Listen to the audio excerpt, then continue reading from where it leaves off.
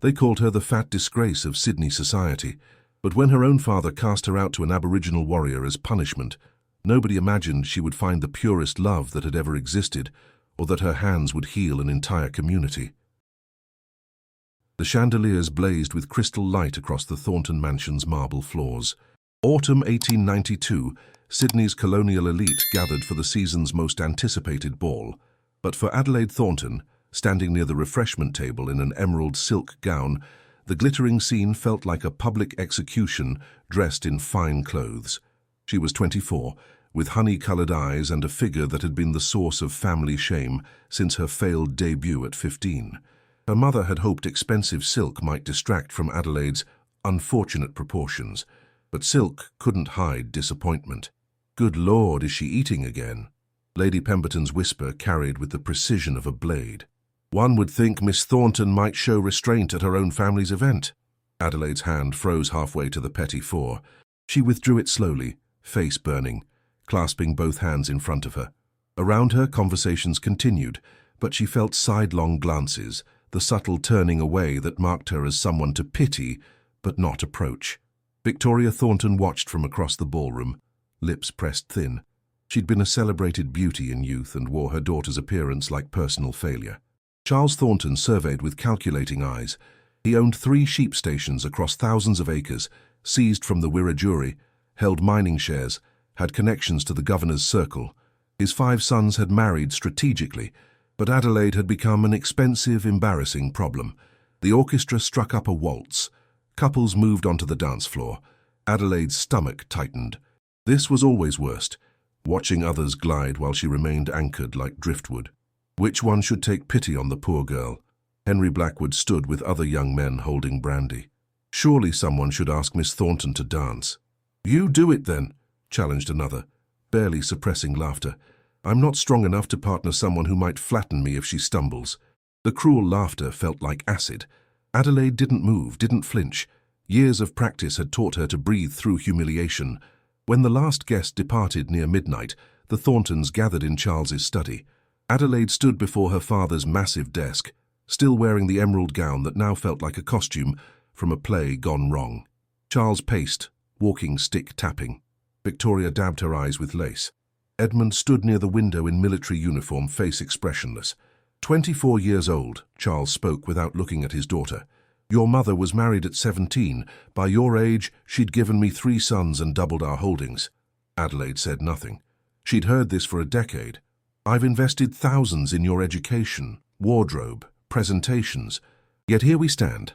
Another season concluded, another year wasted. You've become a burden with no return." Victoria made a sound of agreement. Edmund shifted uncomfortably. "I've made a decision," Charles continued, meeting Adelaide's eyes with coldness. "There's a government program out west. Reserves for captured Aboriginal warriors too dangerous to release, but too costly to imprison. The Crown is experimenting with domestication strategies." Adelaide felt confusion cutting through numbness. "I don't understand. They're assigning white women to these savages as companions. Theory is it might civilize them." Charles pulled a document from his desk. "I've volunteered you. You'll be transported to a reserve in Wiradjuri country, assigned to a warrior named Warragul. Captured during last year's uprisings." The room tilted. Adelaide gripped the desk. "You're sending me away? To live with a prisoner?" "I'm giving you a purpose," Charles replied without emotion. "At least your existence will serve the Crown, and it solves my problem." "Father, you can't be serious." "To someone of your level," Victoria interjected sharply. "Since you've proven incapable of attracting a gentleman, perhaps a savage will suffice. At least you'll finally have a husband of sorts." Edmund spoke quietly. "This seems extreme, Father." "Do you volunteer to support her forever?" Charles shot back. "Will you explain to your future wife why your spinster sister remains a permanent fixture?" Edmund fell silent. Adelaide felt something crack inside. Not just hurt, but something else. Something that tasted like freedom mixed with terror. "When do I leave?" "Tomorrow morning. Take only what fits in one trunk. Edmund escorts you to the railhead." That night, Adelaide packed treasured possessions in her childhood bedroom. Her grandmother's journal of herbal remedies, dried medicinal plants she'd secretly cultivated, 3 plain dresses. As she folded each item, tears streamed down, but not entirely grief. Mixed with pain was relief. She was leaving constant judgment, cruel whispers, perpetual disappointment. Whatever awaited might be harsh, terrifying, but couldn't be worse than dying slowly in a world that decided she had no value. When dawn broke over Sydney Harbour, Adelaide descended the grand staircase for the last time. Her father had left for his office. Her mother gave a perfunctory kiss, dry and cold. Only Edmund met her eyes loading her trunk, and she saw regret there. The journey west was long, uncomfortable. As city fell away and bush opened, Adelaide watched landscape transform from manicured gardens to wild, ancient country that existed before white feet touched this continent. Eucalyptus twisted skyward like prayers in wood. Red earth stretched endlessly, holding secrets thousands of years old. After 2 days, the coach pulled up to a military outpost at the reserve's edge. Rough timber building, stockade fence, and beyond, vast country where Aboriginal people had been confined like wild animals in cages too small for their spirits. Lieutenant Morrison, weathered with sun-damaged skin and tired eyes, met them. "Miss Thornton, welcome to Gundagai Reserve. I'll escort you to Warrigal's allotment." They walked a dusty track past rough bark humpies and timber structures. Aboriginal families watched with expressions from curious to hostile. Adelaide couldn't blame them. She was another white person intruding on stolen land, another symbol of what they'd lost. They stopped before a small bark hut with cleared area around it. Smoke rose from a fire outside. Morrison called in broken Wiradjuri, then English, "Warrigal, the woman has arrived." For a long moment, nothing. Then a figure emerged from shadow, and Adelaide's breath caught. He was tall, powerfully built. Dark skin marked by traditional scarring, speaking of ceremonies and initiations. Long hair tied back, eyes holding depth of someone who'd witnessed both beauty and brutality. He wore mixed traditional and European clothing. Cotton shirt open at chest, trousers, bare feet connecting him to earth. Perhaps 30, though hardship had etched lines around his eyes. Those dark eyes swept over Adelaide. Not disgust exactly, but not welcome, just flat assessment that made her feel like livestock being evaluated. "This is the woman they're assigning to you," Morrison said in tone of unpleasant duty. "Miss Adelaide Thornton. She'll live here per program regulations. You're expected to treat her appropriately or face consequences." Warrigal's jaw tightened. When he spoke, his English was clear but accented with his language's rhythms. "I didn't ask for this. I didn't ask for any white person in my space. Nevertheless, here we are," Morrison replied. He turned to Adelaide. "Your trunk arrives by day's end. Military patrol every week if you need assistance." After Morrison left, Adelaide and Warrigal faced each other in late afternoon light. Two people who hadn't chosen this, both prisoners differently. "I didn't want this either," Adelaide finally said, voice steadier than she felt. "My family sent me here as punishment for not being what they wanted." Something flickered in Warrigal's expression. Not sympathy, but perhaps recognition. "Then we're both here against our will," he said quietly. "Two captives in a place designed to break spirits." He gestured toward the hut. "There's separate sleeping space. I won't bother you if you don't bother me. Best we can hope for." Adelaide nodded, picking up her travel bag. As she stepped toward the doorway of her new home, she felt her old life's weight falling away like a heavy coat shed on a warm day. Whatever came next, whatever this strange arrangement became, at least she was no longer Adelaide Thornton, the family disappointment. She was just Adelaide now. Perhaps that was enough to begin with. The first morning arrived with bird calls Adelaide didn't recognize. She woke on a thin mattress, sunlight filtering through bark wall gaps. Her body ached from the hard surface, but emotional exhaustion weighed heaviest. She lay still, listening to Warrigal moving outside, the fire crackle, the quiet efficiency of someone long accustomed to solitude. When she emerged, he crouched by the fire, cooking something that smelled of native herbs and smoke. He glanced briefly, then returned to his task without greeting. The message was clear. Sharing space didn't mean acknowledging each other more than necessary. Adelaide gathered her bearings. The clearing was larger than yesterday showed. A rough vegetable patch struggled in red earth. A lean-to held tools and hunting equipment. Beyond, bush stretched endlessly, eucalyptus and acacia creating shadow patterns. "Water's in the bucket," Warrigal said, without looking up. "Wash area behind those rocks. Don't go far into bush, snakes." "Thank you." He didn't respond. Days settled into uncomfortable routine. Warrigal left before dawn to hunt or work. Adelaide stayed near the hut, making space habitable while respecting invisible boundaries. They ate separately, spoke minimally, moved around each other like planets in careful orbit. On the fourth day, while Warrigal was gone, Adelaide explored more thoroughly. In the main room's corner, she found dried plant bundles hanging from roof beams. Her breath caught. She recognized some from her grandmother's teachings: wattle bark for tanning, native mint for stomach complaints, tea tree for wounds. Others she didn't know, tied with careful precision, speaking of knowledge and purpose. She examined what looked like eucalyptus when Warrigal returned early.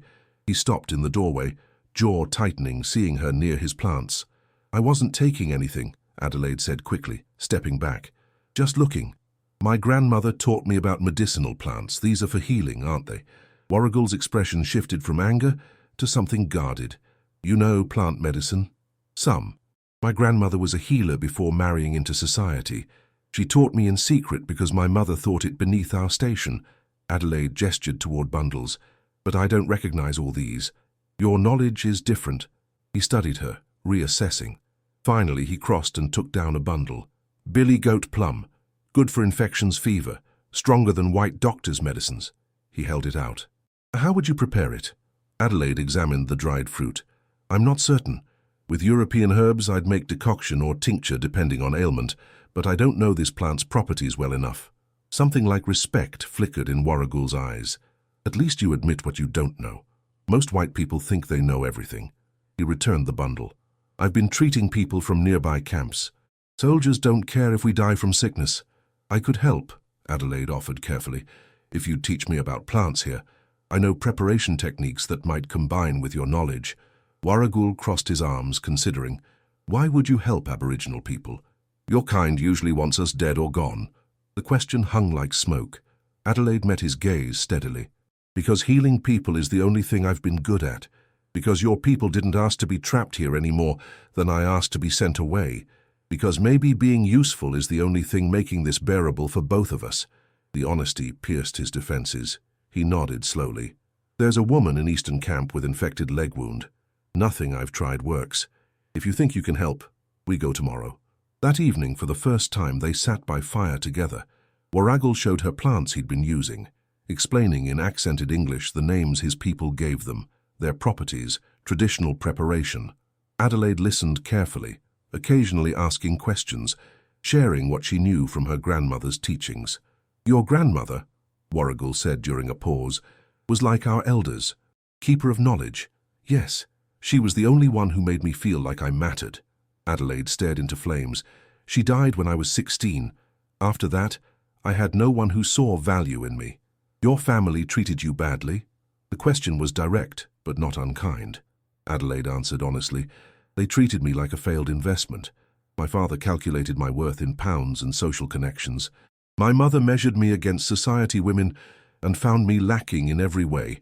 Warrigal poked the fire, sending sparks spiraling. "My people were driven from our land, massacred when we resisted. Survivors put in this place like animals." He paused, voice carrying old pain. "I had a wife, Kiralee, small, strong, always laughing. When soldiers attacked our camp 3 years ago, she was killed. I was captured when I fought back." Adelaide felt tears sting. "I'm so sorry. After she died, I wanted to die too. Fought recklessly, hoping someone would finish it. But they didn't. Brought me here instead, to this half-life. Not free, but not dead." He looked at Adelaide directly. "When they said they were sending a white woman to civilize me, I hated the idea. Another way to break what's left of my spirit. And now?" He was quiet long. "Now I think maybe we're both prisoners, different cages but still trapped." Over following weeks, something shifted. They worked together, treating people from nearby camps. Adelaide's preparation knowledge, combined with Warrigal's understanding of native plants, created treatments more effective than either could achieve alone. Word spread about the unlikely pair who could heal wounds army doctors couldn't or wouldn't treat. Adelaide discovered she had a gift beyond technical knowledge. She had patience with frightened children, gentleness with elderly patients, determination with difficult cases. Aboriginal families initially viewed her with suspicion, but gradually that changed. She was the white woman who didn't flinch from touching dark skin, who didn't act superior, who genuinely cared whether people lived or died. Warrigal watched this transformation with growing respect. The broken woman who'd arrived was finding strength he suspected had always been there, just buried under years of being told she was worthless. She moved differently now, with purpose instead of shame. One evening, after successfully treating a child's dangerous fever, Warrigal actually smiled at her. Brief, barely there, but Adelaide saw it and felt something warm bloom in her chest. "You're good at this," he said simply. "So are you," Adelaide replied. "Together we're better." That night they sat under stars so bright they seemed to press down from sky. Adelaide had never seen such stars in Sydney, where city lights dimmed heavens. Out here darkness was complete except for firelight and that vast celestial display. "Do your people have stories about stars?" Adelaide asked. Warrigal pointed upward. "That darkness between stars, we call it the emu, see? Head there, body stretching across. In dreaming stories, Emu created this land, taught us how to live with it. Not just points of light, but darkness between them," Adelaide murmured. "That's beautiful. My people only see what shines, never shadows that give it shape." "Maybe that's why your people take everything and understand nothing," Warrigal said, without the bitterness that would have been there weeks ago. "You only see surface, never what holds it together." Adelaide considered this. "I spent my whole life as the shadow people ignored while praising bright, pretty things around me. Maybe that's why I can see value in darkness, in quiet strength instead of obvious beauty." Warrigal turned to look at her, face half lit by firelight. "You're finding your strength here, I see it. Maybe this place meant to break us both is actually where we become whole." "Did you ever think you'd say something like that to a white woman?" "No," he admitted. "Did you ever think you'd be sitting under stars with an Aboriginal warrior, learning plant medicine and feeling more yourself than you ever did in a mansion?" Adelaide laughed, surprising them both. It was the first genuine laugh she'd had in months, maybe years. "Life is strange. Life is survival," Warrigal corrected. "What we're doing, helping people who have nothing, finding purpose in this impossible situation, that's how we survive. Not just staying alive, but keeping our spirits from dying." "Is your spirit still alive?" Adelaide asked softly. "After losing everything?" He was quiet so long she thought he wouldn't answer. Finally, "I thought it died with Kiralee. I thought I was just walking bones waiting to fall.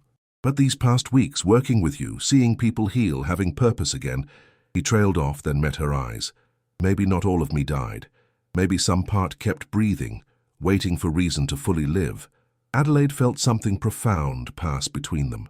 Understanding, connection, recognition that two broken people might help each other become whole. "Thank you," she said quietly, "for giving me a chance.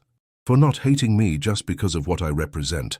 "Thank you," Warrigal replied, "for seeing me as a person, not a savage to be civilized, for respecting what my people know instead of trying to replace it with white ways." They sat in companionable silence, watching stars wheel slowly overhead, listening to bush night sounds. Two prisoners finding freedom in unexpected places. Two wounded souls beginning to heal. 3 months into her new life, Adelaide had transformed in ways that went far beyond the physical.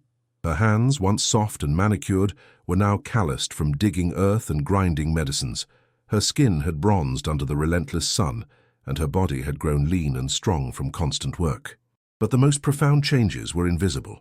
The way she held herself with newfound confidence, the light in her eyes that came from purpose, the quiet strength that radiated from someone who'd finally discovered her worth. Behind the hut, she'd created a medicine garden that was becoming legendary throughout the reserve. Native plants Warrigal helped her identify grew alongside European herbs she'd cultivated from seeds in her grandmother's journal. The garden was a living symbol of what she and Warrigal had become together, two different worlds combining to create something stronger than either alone. Word of the healing woman spread like smoke through the camps. People traveled from distant parts of the reserve seeking help. They came with infections that wouldn't heal, fevers that wouldn't break, pains that had plagued them for years. And Adelaide, working alongside Warrigal, gave them hope. One morning, an elderly woman arrived leaning heavily on a walking stick, her face creased with pain. She spoke only Wiradjuri, refusing to acknowledge Adelaide until Warrigal translated. "This is Auntie Miri," he said with clear respect in his voice. "She's an elder, very traditional. She doesn't trust white people." Adelaide met the old woman's suspicious gaze steadily. "Tell her I understand. Tell her I'm here to help if she'll allow it. But I respect her right to refuse," Warrigal translated. Auntie Miri studied Adelaide for a long moment, then spoke rapidly. She says her joints ache like fire. Nothing helps anymore.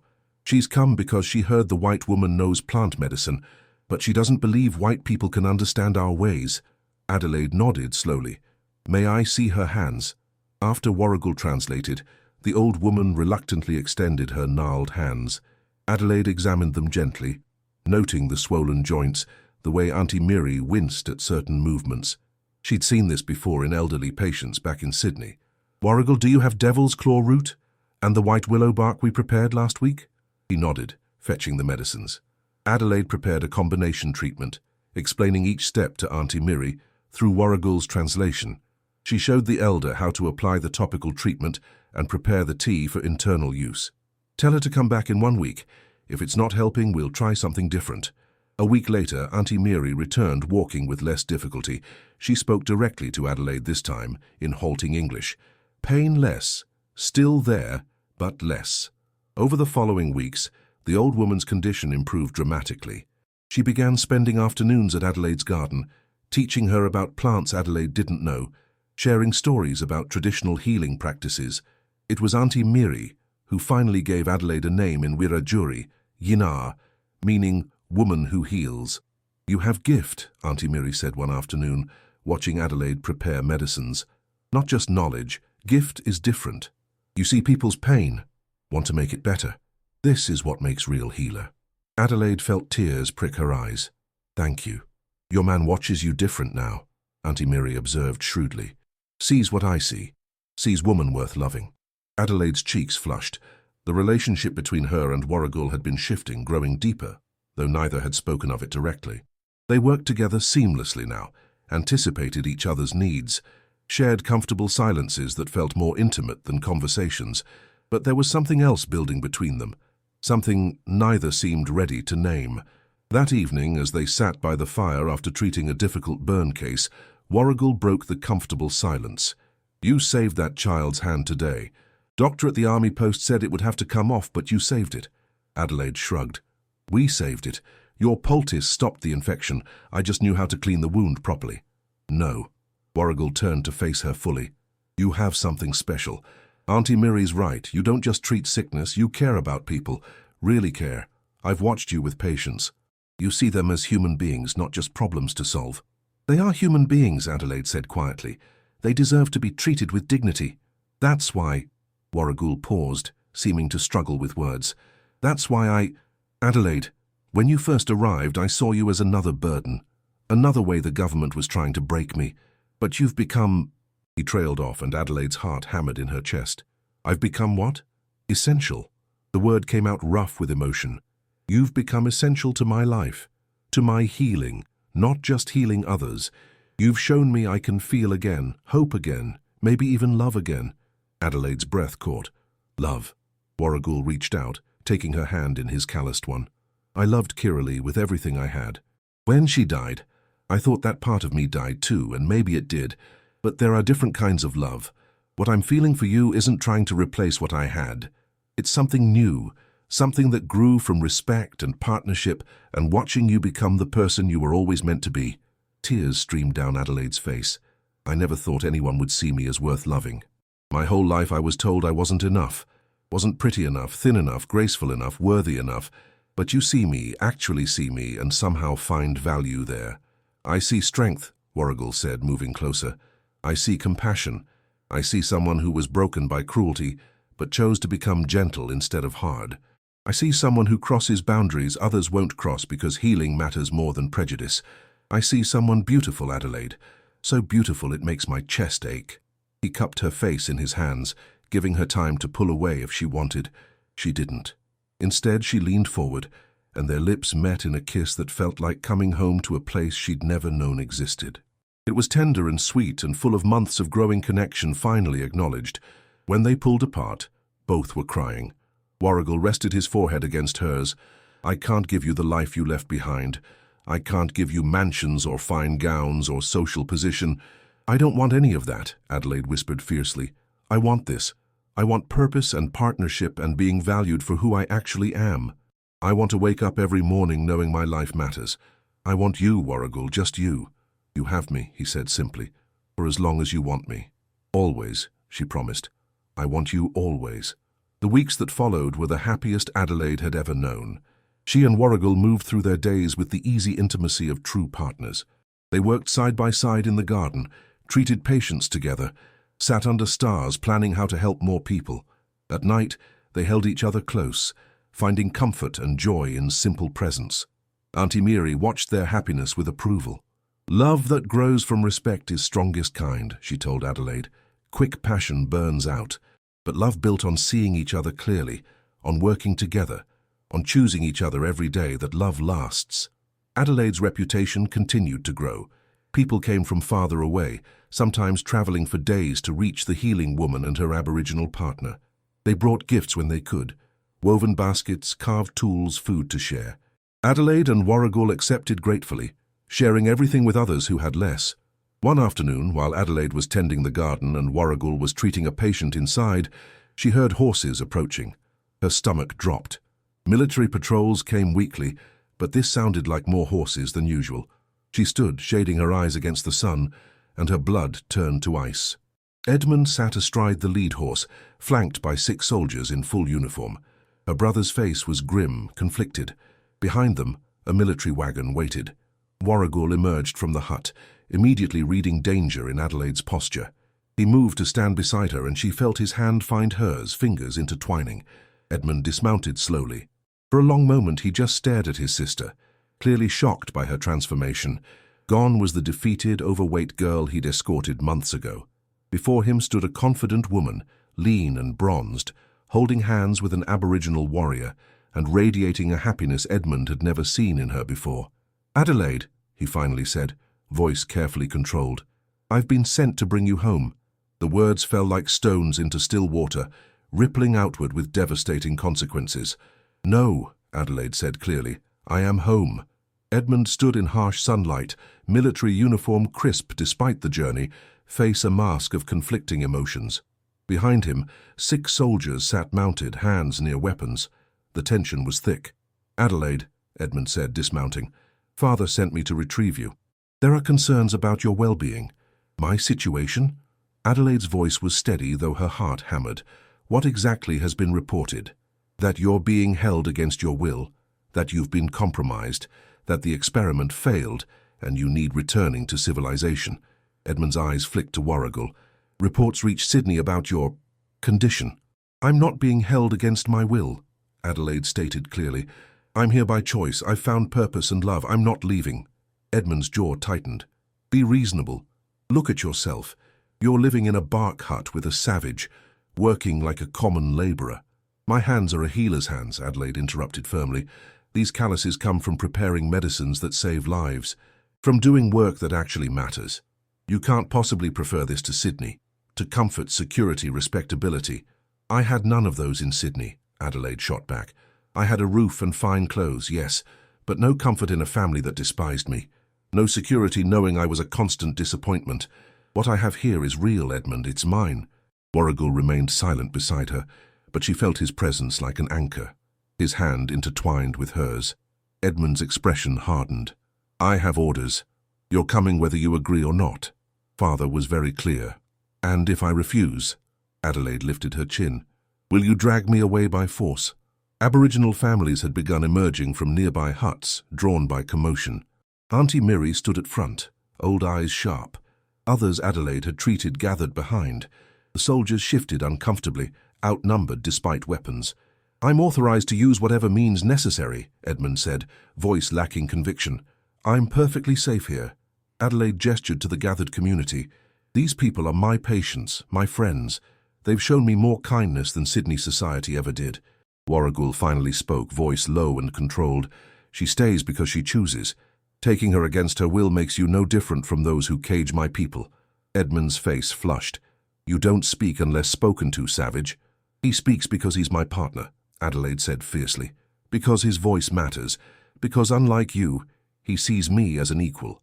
"Your partner." Edmund's voice dripped disgust. "Adelaide, you can't mean—" "I love him," Adelaide declared loud enough for everyone to hear. "And he loves me. We've built something beautiful here, something meaningful. And I won't let Father's pride or your prejudice destroy it." Edmund stared as if seeing a stranger. One soldier cleared his throat. "Lieutenant Thornton, we should proceed." Edmund's hand went to his weapon. "Adelaide, please, come peacefully. You can argue your case to Father.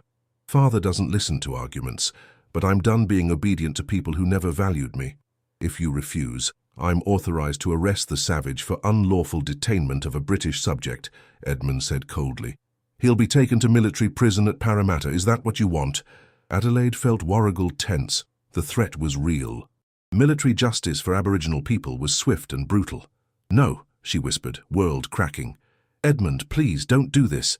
Then come peacefully, now." Adelaide looked at Warrigal and saw understanding. He knew what the choice meant. He nodded slightly, releasing her hand. "I'll come," Adelaide said, voice breaking. "But I'm coming to protect him, not because I want to. And I will return, Edmund. I promise you I will find a way back." "Adelaide, no," Warrigal said urgently. "Don't sacrifice yourself for me." "I won't let them hurt you," Adelaide said fiercely, touching his face. "You gave me life when I had none. Let me protect you now." She turned to Auntie Miri. "Please take care of the garden. Continue treating people who need help." The old woman nodded gravely, then spoke in Wiradjuri. Warrigal translated, voice rough with emotion. "She says you carry our gratitude, that you'll always be Yinar, woman who heals, that you belong to this land now, and the land will call you home." Adelaide embraced Warrigal one final time, memorizing how he felt. "I love you," she whispered. "Don't forget that. Don't lose hope. I will come back." "I love you," he replied, tears wet against her cheek. "Be strong, my healer." Edmund helped her into the wagon with surprising gentleness. As it pulled away, Adelaide watched Warrigal standing in the clearing, surrounded by the community they'd served together. He raised one hand in farewell, and she raised hers, holding his gaze until distance made it impossible. The journey back was a blur of dust and misery. On the second day, Edmund finally spoke. "Was it real?" he asked quietly. "What you said about loving him?" "Yes," Adelaide replied without hesitation. "More real than anything I've ever known." Edmund was silent long. "You've changed. Completely. When I left you at the reserve, you were broken, defeated. Now you're—" "Whole?" Adelaide supplied. "Happy, purposeful, everything Father and Mother said I could never be." "All of those things," Edmund admitted. "I didn't expect—" "You seemed genuinely content there. With him. I was more than content. I was fulfilled. I was valued. I was loved for who I actually am." Adelaide met her brother's eyes. "Can you understand that at all?" He looked away. "Father won't care. He's already made arrangements. You're to enter St. Catherine's Convent for spiritual rehabilitation." Adelaide felt cold dread. St. Catherine's was notorious as the place families sent problem daughters. Women entered rarely left unchanged, spirits broken by years of isolation. "So I'm to be locked away," she said flatly, "punished for finding happiness in the wrong place with the wrong person. Father believes it's for your own good, that you've been corrupted. That time in prayer will restore your proper perspective." "My proper perspective," Adelaide echoed bitterly. "You mean the perspective that I'm worthless unless I conform, that my only value is as a bargaining chip, the perspective that caused me so much pain I would have rather died than continue living that way." Edmund flinched. "Adelaide." "No, Edmund. You need to hear this. That life was killing me slowly. Every day was a reminder I wasn't enough. Then I was cast out to what was supposed to be punishment, and instead, I found salvation. I found work that mattered, people who valued me, a man who loves me." Her voice broke. "And now you're taking me back to the prison I escaped." "I'm following orders," Edmund said, but doubt crept into his voice. "You're choosing to follow orders," Adelaide corrected. "You could choose differently. You could see that what they're doing is wrong." Edmund didn't respond, but Adelaide saw conflict in his face. She'd planted seeds of doubt. When Sydney Harbour came into view 3 days later, Adelaide felt physically sick. The Thornton mansion loomed on its hill, imposing and cold. Her parents waited in the main hall. Victoria's face was a mask of horror. Charles stood rigid, jaw set in stone. "Look at you," Victoria breathed. "Dark as a native, thin as a rail, dressed in rags. What have you become?" "I've become myself," Adelaide said quietly. "For the first time in my life." "You've become an embarrassment," Charles cut in harshly. "A scandal waiting to erupt. Tomorrow you enter St. Catherine's. The Reverend Mother has been informed. She'll help restore you to propriety." Or break me trying, Adelaide said. Isn't that the point? To break whatever spirit I've found?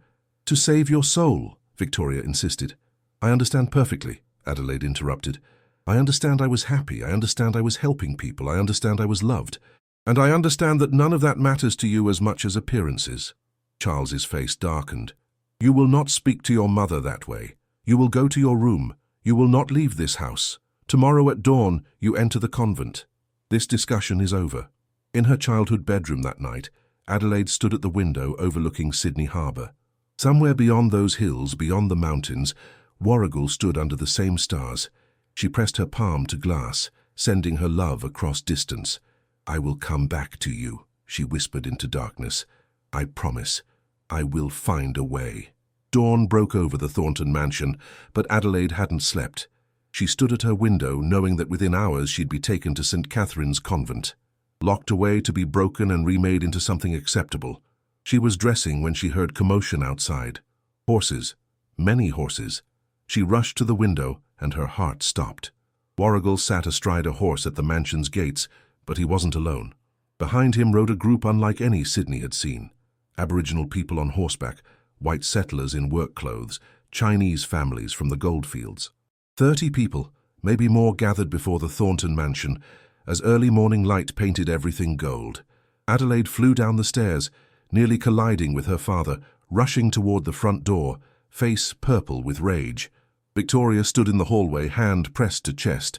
Edmund emerged from the dining room, eyes wide. What is the meaning of this? Charles roared, striding onto the portico. How dare you bring this rabble to my home? Warrigal dismounted with fluid grace, showing no fear. I've come for Adelaide, he said clearly, and I've brought witnesses to speak on her behalf. You have no right. Let them speak. Edmund's voice cut through. Father, let them speak. What harm can it do? Charles whirled on his son. You dare? I dare, Edmund interrupted, something new in his voice. I've watched my sister's transformation. I think we owe it to her to hear what these people have to say. An elderly white man stepped forward, hat in weathered hands. Mr. Thornton, I'm Billy Chen. I run a supply store near the reserve. Your daughter saved my life when I had leg infection. Army doctor said amputation. Miss Adelaide treated it with medicines she and Warrigal made. Saved my leg, didn't ask payment. A woman moved forward, Aboriginal, with a child on her hip. Warrigal translated as she spoke. This is Marley. Her daughter had fever that wouldn't break. Miss Adelaide sat with the child 3 days straight, preparing new medicines every few hours. The fever broke, the child lived. One by one, people stepped forward, each with a story, each testifying to how Adelaide had touched their lives, healed their bodies, treated them with dignity when others wouldn't. A settler spoke of burn injuries treated when he had no money. An elderly Aboriginal man described how Adelaide learned their language, showed respect to elders. A young woman told how Adelaide helped deliver her baby when complications arose. Victoria's hand had moved from chest to mouth, tears streaming as she listened to story after story about her daughter's compassion and skill.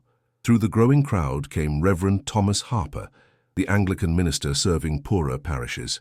Mr. Thornton, Reverend Harper said with quiet authority, I've been ministering to reserve communities for 20 years. I've watched Adelaide work. What she does isn't corruption. It's the purest form of Christian service I've witnessed. She heals the sick, comforts the suffering, shows mercy to the marginalized. If you lock her away for this, you're not saving her soul. You're extinguishing a light this city desperately needs. Charles stood frozen, face cycling through emotions. Around them, the street had filled with onlookers. Society matrons, merchants, servants, all watching the drama unfold. Lady Pemberton pushed through the crowd. Charles, Victoria, is this true? Your daughter has been healing people? She's been living with a savage, Victoria said weakly. She's been serving God, Reverend Harper corrected firmly, in the way Christ himself did, among the poor and rejected. The question isn't whether she's been corrupted. The question is whether we're so corrupted by pride and prejudice that we can't recognize genuine virtue when it stands before us. Edmund stepped off the portico, walking past his father toward his sister. He stood beside Adelaide, facing their parents. I was wrong, Edmund said loudly. I thought I was rescuing Adelaide from a terrible situation, but I was really dragging her away from the first real happiness she'd ever known. She found purpose there. She found love. She found herself. He turned to his father. We sent her away to punish her. And instead, she became something far greater than we ever imagined. Warrigal stepped forward, stopping a respectful distance away. "Mr. Thornton, I'm not a rich man. I own nothing but my knowledge and strength. But I love your daughter with everything I am. She's the strongest, kindest, most remarkable person I've ever known." Victoria let out a sob. She moved past Charles, down the steps, and did something that shocked everyone. She approached Adelaide and pulled her into an embrace. "I'm sorry," Victoria wept. "I'm so sorry. I was so concerned with what society thought that I never saw what I was doing to you. I never saw how much I was hurting my own daughter." Adelaide stood rigid at first, then softened, returning the embrace. "Mum," she whispered, using a term she hadn't spoken since childhood. All eyes turned to Charles. He stood alone on the portico, his empire of pride crumbling. He looked at the crowd his daughter had helped. He looked at the minister speaking truth. He looked at his son standing with his sister. He looked at his wife embracing the daughter she'd belittled. Finally, he looked at Adelaide, really looked at her, perhaps for the first time. "You're certain this is what you want?" His voice was hoarse. "This life? With him?" "More certain than I've been of anything," Adelaide replied steadily. Charles descended the steps slowly. He stopped before Warrigal, and the two men studied each other. Aboriginal warrior and colonial patriarch, representatives of two worlds at war for decades. "You'll take care of her?" "With my life," Warrigal answered. "And you'll continue this healing work?" "For as long as we're able," Adelaide said. Charles nodded slowly. Then, to everyone's shock, he extended his hand to Warrigal. "Then you have my blessing." The street erupted. The witnesses cheered. Victoria continued weeping. Edmund grinned broadly. "But understand," Charles continued, voice hardening slightly, "I'm doing this because those people spoke truth, and because even I can't ignore evidence when it's this overwhelming. Not because I suddenly understand everything. I'm learning, we all are." "That's all I ask," Adelaide said. "The chance to live my life, to do my work, to love who I choose." 5 years later, a thriving medical clinic stood on land purchased at the reserve's edge. The building was larger than the original bark hut, with proper walls and rooms, but it maintained the spirit of where Adelaide and Warrigal's partnership had begun. Adelaide stood in the vast garden teaching young people, both Aboriginal and white, about medicinal plants. Her hair had threads of grey now, though she was barely 30. 2 children played near the clinic entrance, 4-year-old Kiralee, named for Warrigal's first wife, and 2-year-old Charlie, named for the grandfather who'd learned to show love late but sincerely. Warrigal emerged from the clinic, wiping his hands. "The Cooper boy's fever has broken. He'll recover fully." Adelaide smiled, still feeling warmth bloom every time she saw her husband. Good. His mother was so worried. Edmund's carriage arrived bearing gifts from Sydney, medical supplies, books, toys for the children. He visited monthly now, having resigned his military commission to work with Aboriginal communities, trying to bridge gaps. Victoria and Charles came quarterly. Charles had established a fund supporting the clinic, his way of making amends. Victoria had learned to smile at her Aboriginal grandchildren, to see past skin colour to the bright souls within. As sunset painted the sky pink and gold, Adelaide and Warrigal sat on the porch watching their children play, listening to sounds of the community they'd helped build. Aboriginal and white families lived side by side here, learning from each other, helping each other. "Do you ever regret it?" Warrigal asked, as he often did. "Giving up the life you could have had?" Adelaide leaned into him, breathing in smoke and eucalyptus and earth, the scent of home. "I gave up nothing. I gained everything. I found my purpose. I found myself. I found you." In the distance, a kookaburra laughed, and Adelaide laughed with it, joy bubbling from a soul finally completely, beautifully free.